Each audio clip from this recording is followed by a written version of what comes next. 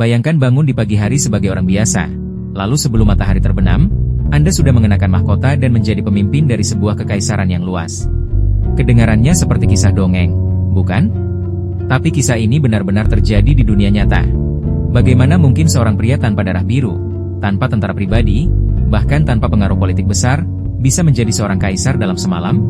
Sejarah memang penuh dengan kejadian tak terduga, tetapi kisah ini adalah salah satu yang paling mencengangkan. Mari kita kembali ke abad ketiga Masehi, di tengah gejolak politik yang mengguncang kekaisaran Romawi. Saat itu, Romawi berada dalam krisis besar, dengan pergantian kaisar yang begitu cepat, akibat perebutan kekuasaan, pengkhianatan, dan pembunuhan yang hampir terjadi setiap tahun.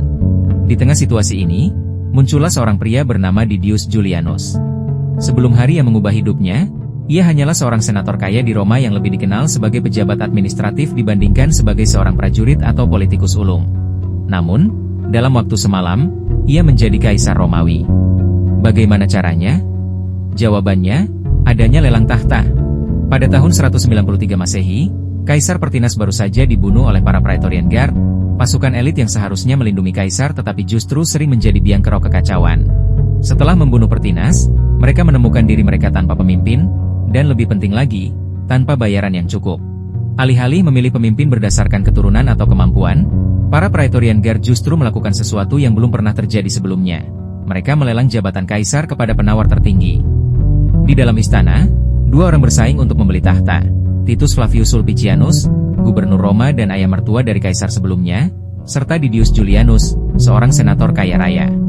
Sulpicianus tampak unggul karena ia sudah berada di dalam istana saat lelang dimulai, tetapi Julianus datang dengan strategi yang lebih menarik. Ia menawarkan uang lebih banyak kepada para pengawal.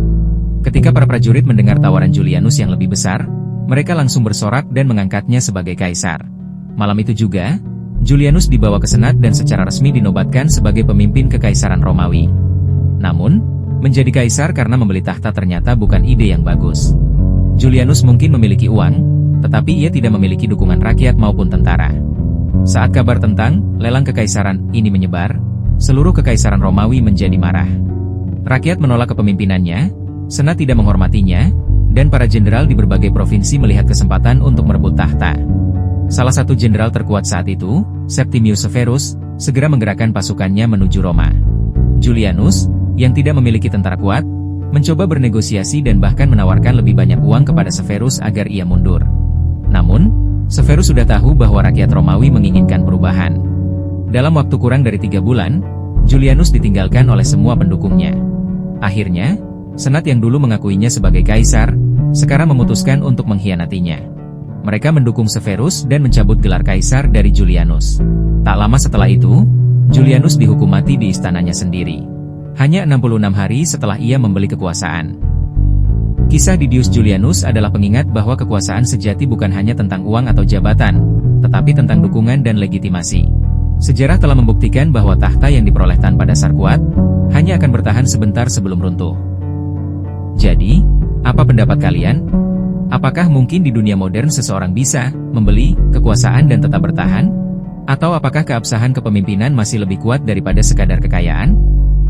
Tulis pendapatmu di kolom komentar. Jangan lupa untuk like, share, dan subscribe, agar tidak ketinggalan misteri dan sejarah unik lainnya di Bilik Wawasan.